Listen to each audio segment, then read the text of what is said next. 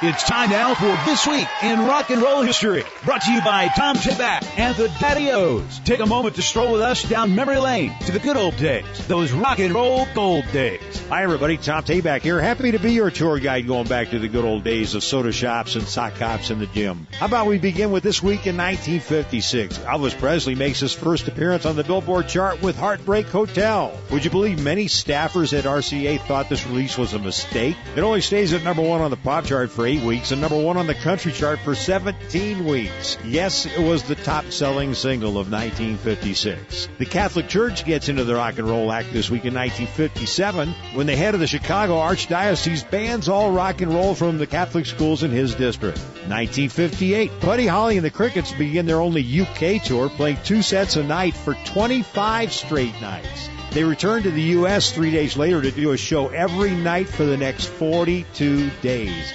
1959, the winners of the very first Grammy Awards are announced. Tequila by the Champs gets the best R&B song. Let's jump to 1960. After completing his tour of duty with the 1st Medium Tank Battalion, 32nd Armored Division, Elvis Presley leaves Germany on his way back to America. During the trip, he sets foot in England for the only time in his life when the plane needs to refuel. 3 days later, the King of Rock and Roll is officially discharged at Fort Dix, New Jersey, and receives his final paycheck, $109.54. 1961. 5 months after topping the charts with a twist, Chubby Checker does it again with Pony Time. Of course, the following year, he would re-release the twist and hit number one again.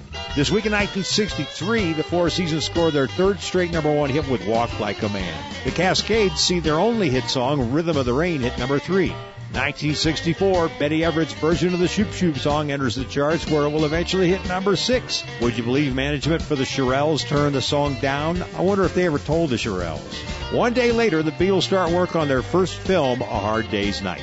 They concurrently held the top 2 spots on the charts with I Want to Hold Your Hand and She Loves You. 1965, after selling over 3 million copies in the U.S. alone, Petula Clark gets the gold record for Downtown. Let's end this trip in 1966 when John Lennon remarked in an interview that Christianity will go. It'll vanish. It'll shrink. I needn't argue that. I'm right, and I'll be proved right. We're more popular than Jesus right now. Well, thousands of Beatles records were smashed at protests, and many radio stations quit playing their songs altogether. Lennon apologized as fast as he could, but some of the damage could never be undone.